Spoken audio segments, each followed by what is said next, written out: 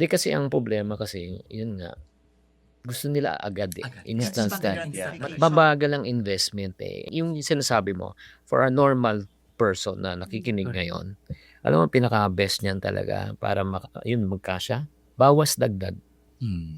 Namimiss mo niya. Kung may kakilala ka nag-yosi everyday, 'di ba? 10 peso per stick. Kung makadalawang stick ka lang, kung makadalawa, 20 pesos a day times 30 days, 600 naman, times 12 months, 7,200 a year. Pag umiinom ka ng coffee na instant, hindi naman, okay, wala namang sama, pero kahit hindi ka naman magkape, mabubuhay ka eh. Diba? Tubig ang importante eh.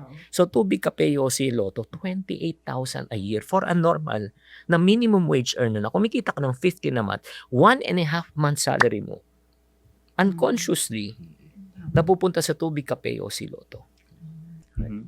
So, that's number one. You try to plug the hole, yung financial leak mo.